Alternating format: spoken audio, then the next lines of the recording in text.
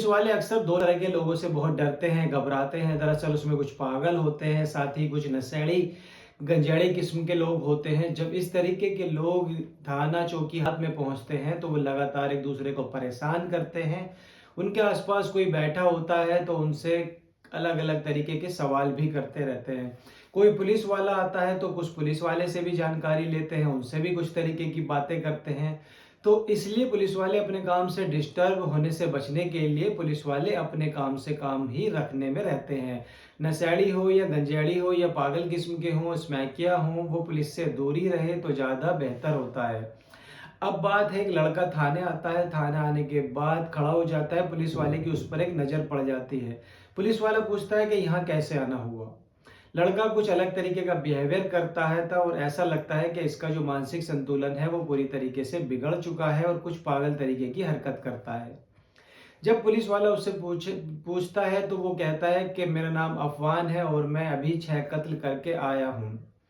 जैसे पुलिस वाला ये बात सुनता है कि क्या तू दारू पीकर आया, उसने कहा मैं पीकर नहीं आया हूँ, नाम अफवान है और 6 कत्ल करके मैं अभी आया हूँ। 3 जगह मैं बता रहा हूँ, 3 जगह अगर तुम वहां पर जाओगे तो पहली जगह पर तुम्हें 1 लाश मिलेगी, दूसरी जगह पर तुम्हें 2 लाश मिलेंगी और तीसरी जगह पर तुम्हें 3 लाश मिलेंगी। कुल मिला के तुम्हें 6 लाशें मिलेंगी। 1 लाश मेरी गर्लफ्रेंड की होगी और 5 मेरे परिवार वालों की डेड बॉडी मिलेंगी। पुलिस वाला तुरंत ही अपने सीनियर अधिकारी को यह बात बताता है और सीनियर अधिकारी जब तीनों जगह का नाम सुनता है और वायरलेस पे जब वो सूचना देते हैं तो मौके पर पहुंचती है और उसके बाद कुछ ही देर में खबर आग की तरह सोशल मीडिया पर और टीवी पर, अखबारों में ये फैल जाती है। अब इस खबर के बारे में हर कोई जानने के लिए जुट जाता है कि आखिर ये जो लड़का थाने पहुंचा था, ये इसके पीछे कहानी आखिर क्या थी। लेकिन जैसे ही ये लड़का बात बताता है और वो खुद बेहोश होकर जमीन पर गिर जाता है और पुलिस वालों ने जब उसके बारे में पता किया तो उसने भी खुद ने भी जहर खाया हुआ था। तो कैसे हैं, मेरा नाम है इमरान मलिक। मैं आपको ये सच्ची घटना सुनाने जा रहा हूँ। ये सच्ची घटना शुरू होती है गल्फ कंट्री से। अब इसमें एक व्यक्ति होता है अब्दुल रहीम, जो स्पेयर पार्ट्स का काम करता है, उसका एक 23 साल का बेटा होता है जिसका नाम है अफवान। अफवान अपने बाप के साथ जब वो काम करता है, बाप का जो काम होता है वो स्पेयर पार्ट्स का, लेकिन कुछ दिनों से उसका जो काम है वो लगातार डाउन जा रहा था और इसलिए बताया जाता है, मीडिया रिपोर्ट की अगर माने तो उसका बाप लगातार कर्जे में जा रहा था। कर्जे की वजह से उस पर लगभग 75 लाख रुपए के आसपास कर्जा हो जाता है।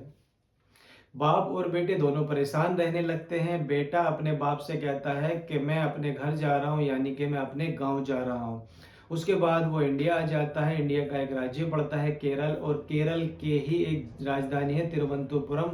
वहां से लगभग 20 से 22 किलोमीटर दूर एक जगह पड़ती है मोड़ल। वो जाता है, अपने परिवार के साथ रहता है। उसका एक छोटा भाई रह होता है, 13 साल के लगभग उसकी उम्र होती है। उससे वो बेहद प्यार करता है, बेहद घुलता मिलता है।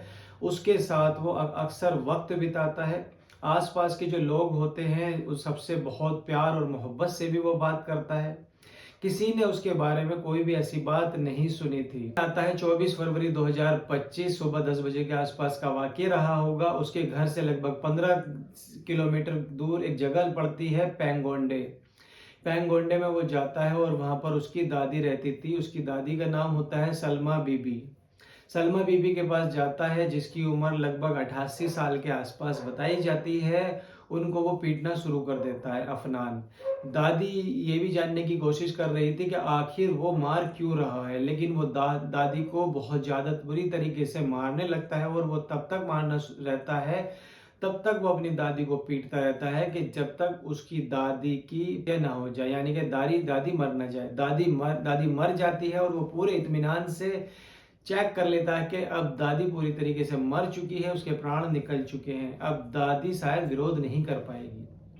दादी के गले में सोने की चैन होती है। सोने की चैन लेकर वो वहां से निकल जाता है, अपनी बाइक उठाकर बाजार पहुंचता है और बाजार पहुंचने के बाद और वो किसी सुनार के यहाँ पर वो चैन बेच देता है और जो भी चैन बेचने के बाद पैसे उसके पास आते हैं, उसके बाद वो बाजार में ही जाकर एक हथौड़ा खरीदता है और हथौड़ा खरीदने के बाद वो वापस अपनी बाइक से वापस आता है और अब की बार वो पैगोडा में नहीं गया था अपनी दादी के यहाँ, किलोमीटर दूर वहाँ से एक जगह पड़ती है एसएन पुरम में, उसके पास में ही उसके एक मामा रहते हैं और मामा के घर से लगभग 4 किलोमीटर की दूरी पर उसके चाचा रहते हैं। चाचा का नाम होता है अब्दुल लतीफ, उनकी उम्र लगभग 58 साल होती है। सीधा वो घर जाता है, हाथ में हथौड़ा होता है और हथौड़ा होने के बाद जब चाचा भी हैं और सामने चाची भी होती हैं, चाची का जो नाम होता है वो शाहिदा बीबी होता है और चाचा को वो तब तक मारता रहता है, तब तक उन पर हथौड़े से प्रहार करता है, तब तक उनके प्राण ना निकल जाए।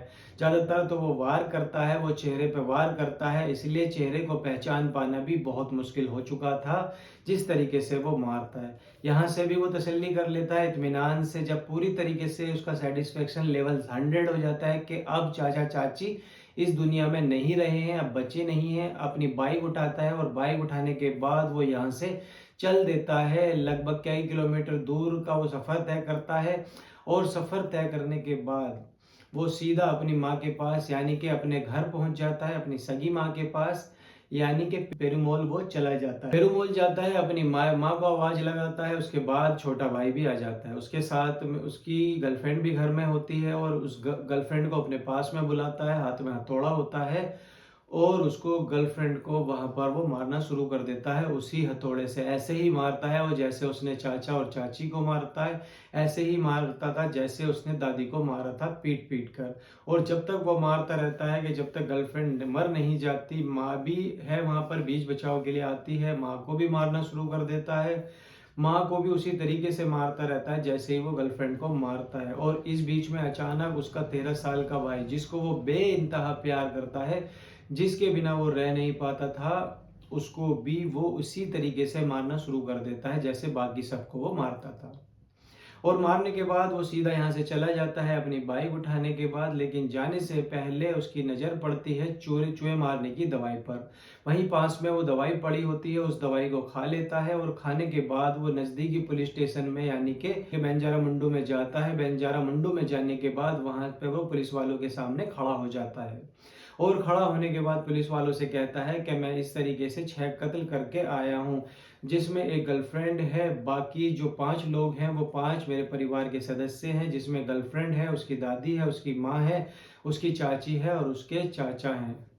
इन सभी को वो मार कर आया है। पुलिस वालों को शुरुआत में तो ये लग रहा था कि जैसा कोई नशेड़ी हो, गंजेड़ी हो या फिर दिमाग से पागल हो या फिर दारू पीकर आया हो।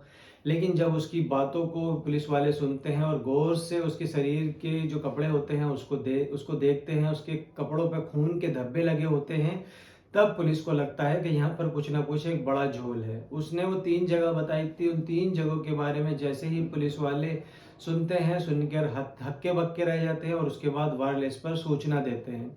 अब पुलिस ने उस व्यक्ति को पकड़ने की कोशिश की, उस व्यक्ति को, उस अफनान को, क्योंकि वो पहले ही कुछ खाकर आया था, जिसकी वजह से वो बेहोश हो जाता है, गिर जाता है। तुरंत ही तत्काल प्रभाव से उसको हॉस्पिटल लेके जाते हैं और हॉस्पिटल ले जाने के बाद पता चलता है कि उसकी भी जो तबीयत है वो भी ज़्यादा ही बिगड़ रही है, यानी कि सीरियस वो कंडीशन में है। पुलिस वालों ने हॉस्पिटल में उसको एडमिट कराया, डॉक्टर उसका ट्रीटमेंट शुरू कर देते हैं। टीम पहली जगह पहुंचती है, वहां पर उसकी दादी मिल जाती है मरी हुई हालत में। उसके बाद वो चाचा के यहाँ पर पहुंचते हैं और चाचा और चाची दोनों मरे हुए पड़े होते हैं। उनके चेहरे पहचानना बहुत ज़्यादा मुश्किल हो चुका था। कुछ इसी तरीके से, इतनी क्रूर तरीके से उसने अपने चाचा और चाची को इस तरीके से उसने मारा था। घर जाते हैं पैरू मॉल में, वहां जाने के बाद में उसकी गर्लफ्रेंड होती है जिसकी उम्र लगभग 19 साल बताई जाती है, नाम उसका फरजाना होता है। माँ होती है सहन में, भाई उसका अफसान होता है जिसकी उम्र 13 साल होती है। जब पुलिस वाले उनकी नब्ज को टटोलने की कोशिश करते हैं तो माँ शहमी जो सांसें ले रही थी अभी जिंदा थी अभी, और इस घटनाक्रम की एकमात्र चश्मदीद गवाह ही बची हुई थी। लेकिन उसकी जो हालत थी वो भी, उसकी हालत बहुत बहुत ज़्यादा बद से बदतर थी, उसकी हालत भी खराब थी। वो जिंदगी और मौत के बीच में जंग लड़ रही थी। उसे तुरंत ही पुलिस वालों ने एम्बुलेंस के माध्यम से जिला अस्पताल पहुंचा दिया जाता है, जो वहां का तिरुवनंतपुरम मेडिकल कॉलेज होता है, जिला अस्पताल। वहाँ उसको आईसीयू में भर्ती करा देते हैं। उससे बातचीत करने की कोशिश की जाती है क्योंकि वो बोलने की स्थिति में नहीं थी। लेकिन इस बात को 24 घंटे से ज़्यादा का वक्त बीत जाता है, यानी कि 25 फरवरी 25 आ जाती है। तब उसने आंखें जरूर खोली थी उसकी मां ने, लेकिन वो बोलने की स्थिति में उसकी मां नहीं थी। पुलिस वालों ने बैकग्राउंड हिस्ट्री को खंगालना शुरू किया और बैकग्राउंड हिस्ट्री जब खंगाली तो पता चला जो मां है, जो सैमी, जिसकी उम्र लगभग 55 साल थी, 55 से 57 साल थी, तो कैंसर की बीमारी थी और वो कैंसर की बीमारी से पहले से ही जूझ रही थी। लेकिन उससे वो जीत पाती या नहीं जीत पाती, लेकिन अपने बेटे की हरकतों से वो पूरी तरीके से हार चुकी थी और अपनी जिंदगी और मौत से वो लड़ रही थी। भविष्य में उसके साथ क्या होगा क्या नहीं होगा, डॉक्टर तो बचाने की कोशिश कर रहे थे, क्योंकि वो ही पूरी घटनाक्रम की एकमात्र किस्मतीद गवाह थी। अफान का भी हॉस्पिटल में इलाज चल रहा था और जब ये मामला सोशल मीडिया पर छाने लगता है, अखबारों में आ जाता है, न्यूज़ चैनलों पे आने लगता है, वायरल हो जाता है, तो केरल प्रदेश के मुख्यमंत्री ने और उनसे बात करी कि इस मामले की जांच और पड़ताल कीजिए और इस बात को देखिए कि आखिर मामला इसमें क्या है।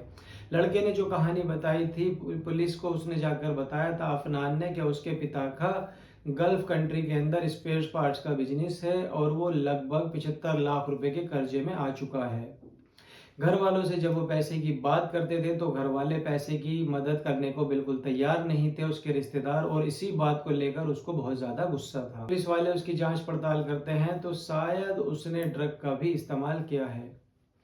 ये वाकई ये बात सच है या नहीं है, ये तो पुलिस की जांच के बाद ही पता चल पाएगा। साथ ही उसकी सीडीआर निकलवाई जाती है, साथ ही इसके हर एक पहलू के बारे में बातचीत की जा रही है। क्या ये नशे का आदी तो नहीं था, या ड्रग्स तो नहीं लेता था, या इसके पिता के पास बहुत ज्यादा कर्जा हो चुका था। इनमें से आखिर कौन सी बात सही थी, कौन सी नहीं थी।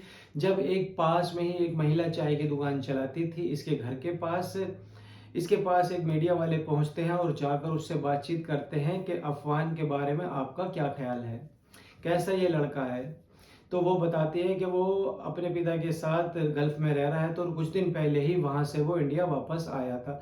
बहुत ही अच्छा लड़का है, कभी भी उसको किसी से गलत बोलते हुए देखा था, कभी ना लड़ाई करते हुए देखा और ना ऊंची आवाज में बात करते हुए देखा, और बहुत मेहनती बच्चा है। लेकिन वो ऐसा कैसे करता है उसको तो बिल्कुल किसी भी कीमत पर यकीन नहीं हो रहा था। पुलिस भी अचंभित थी, एक बार को पुलिस भी यकीन नहीं कर पा रही थी कि इस तरीके से 5 लोगों की हत्या कर सकता है, एक को जिंदगी मौत के बीच में वो पहुंचा सकता है, अपनी मां को। पुलिस हर एक छोटे छोटे पहलू की जांच कर रही थी और मीडिया की रिपोर्ट ये बता रही थी कि पिता कर्जे में था, गल्फ कंट्री में उसका बिजनेस था, इसलिए उसने अपने परिवार की इतने सदस्यों की यानी कि 5 की और अपनी गर्लफ्रेंड की हत्या कर दी है। लड़की के बारे में जानकारी निकाली गई कि कहीं ऐसा तो नहीं है कि जो लड़की है उसकी जो गर्लफ्रेंड थी, उसकी जो गर्लफ्रेंड है कि उसको लेकर परिवार के जो लोग हैं उनकी क्या राय थी, क्या वो शादी के लिए तैयार नहीं थे। फरसाना की कि उससे वो शादी वादी करना चाहता था, वो शादी के लिए तैयार थे या फिर नहीं थे। उस लड़की के पिता ने साफ साफ कहा कि हमें कोई दिक्कत नहीं थी, हमारी तरफ से कोई ऐतराज नहीं था, हम उस लड़की से शादी कराने के लिए बिल्कुल तैयार थे और यहाँ लड़की का कोई मैटर ही नहीं था। पुलिस अभी किसी ठोस कदम पर नहीं पहुंची थी, ठोस मुद्दा सामने नहीं आया था कि लोग जानना चाहते हैं कि आखिरकार कत्ल का असली कारण क्या था। तो जैसे ही पुलिस इस मामले में हत्या का कारण स्पष्ट करेगी, मैं दूसरी कहानी के माध्यम से आपको बताने की पूरी कोशिश करूंगा। घटनाक्रम को सुनाने का उद्देश्य ये नहीं है कि किसी का दिल दुखे, जागरूक करना है कि आप अपने आसपास होने वाली जो सारी घटनाएं उन पर ध्यान रहें, सावधान रहें, सतर्क रहें।